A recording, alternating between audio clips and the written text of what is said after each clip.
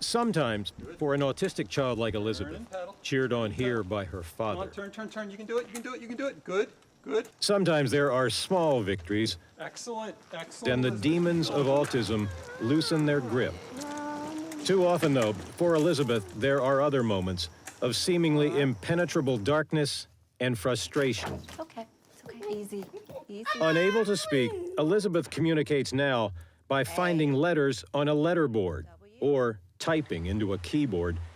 Even that, says her mother, Ginny, does not spare Elizabeth moments of agony. I remember so distinctly one of the first things she typed out, agony, agony. This was a little 6-year-old child, and she knew what agony was. And then she wrote, I need to talk. That was her agony. She wasn't always like this. In her first 15 months, Elizabeth was healthy, active, alert, even verbal. Then she changed drastically. Besides the complete loss of language within a week, she did start to have repetitive behavior and have frustrations and tantrums and really kind of left us. Researchers suspect genetic and environmental factors cause autism. It is characterized by unconventional facial expressions, limited motor and social skills, and difficulty communicating, a life largely dependent. For Elizabeth's parents, that diagnosis was devastating enough, but they were also told there is no reliable treatment, no guaranteed cure. And 10 years later, not that much has changed, says Dr. Anthony Rostaine, an expert on autism at Children's Hospital of Philadelphia. It really affects almost every aspect of how the child thinks, acts, feels, and develops both cognitively and emotionally. So as a result, it's hard to come up with one-size-fits-all kind of treatment. Elizabeth's parents, Ginny and Ray, both enjoyed lucrative Wall Street careers, but gave them up to focus on their 3 children and the battle against autism. Early on, behavioral therapy exercises like this, they were told, might help Elizabeth to organize the chaos in her mind, help her learn how to learn. Show me jumping. Turn around. Good job. Can you show me sitting? Nice job. Good.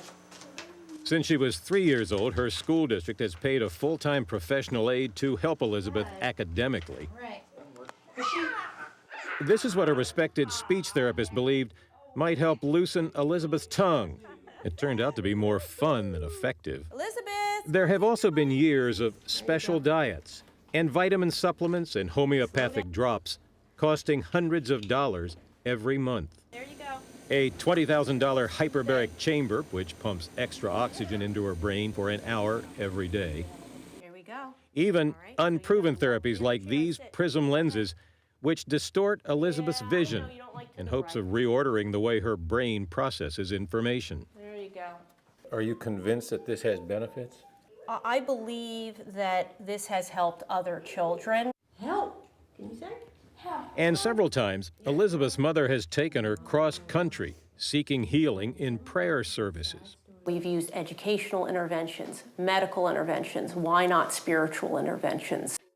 Parents of autistic children face a terrible dilemma. They are forced literally to experiment on their own children because the medical community has not tested or proven those treatments the way it has with treatments for physical conditions like heart disease or cancer.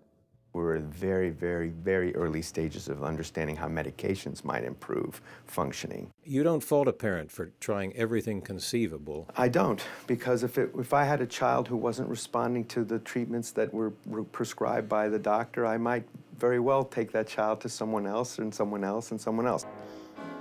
What has happened to Elizabeth has happened with countless other autistic children. So many interventions with success only hit or miss. Ethicist Arthur Kaplan. I could take you online and find tons of quacks, rip-off artists, selling quote-unquote treatments to parents of kids with autism. It is a huge problem. It is also an ethical minefield.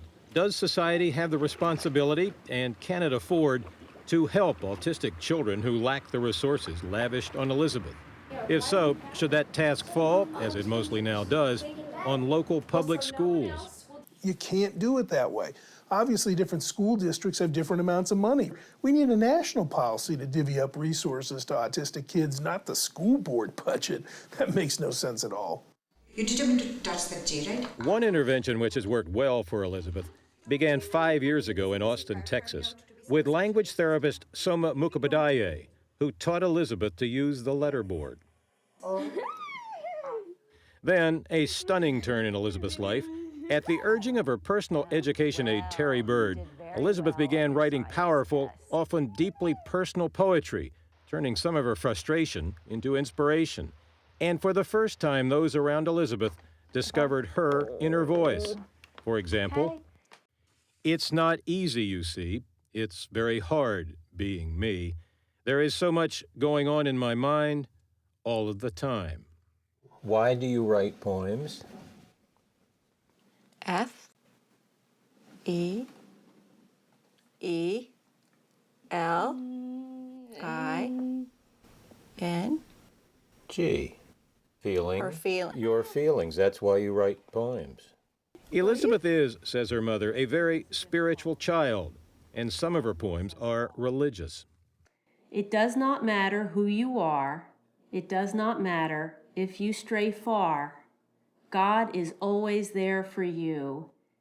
Elizabeth has written 90 poems thus far. Many reveal her yearning to be heard. Did I get it right? Yes, okay. If only they could walk in my shoes, they would share my news. I am in here and trying to speak every day in some kind of way. Sentiments echoed in this anthem written for children with autism.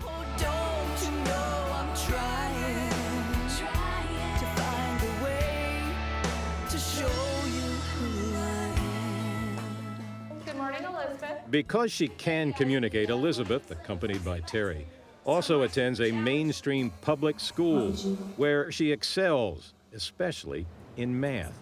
Find the greatest common factor of 18 and 24. Good girl. You know the answer, Her huh? teachers marvel at her performance and persistence. She taught me about, patience, and I can't even begin to explain to you that I've probably learned more from her than I have from anybody in life so far. Elizabeth is warmly received by other students. Besides writing, Elizabeth can read with remarkable speed, and Terry tests her comprehension. Doing this job with Elizabeth is the most rewarding thing I've ever done in my life. Elizabeth's success and her failures, this 2 steps forward, 1 step back, have been physically exhausting and emotionally draining for her and her family. It has also severely tested her mother's faith. It's a natural thing to cry out, "Where are you, God?" I'm calling here in the darkness, and I can't take too much more sometimes. And though she on occasion has wavered, her beliefs Let's go. have emerged stronger. Thank you for doing it for me. Has it reinforced your faith?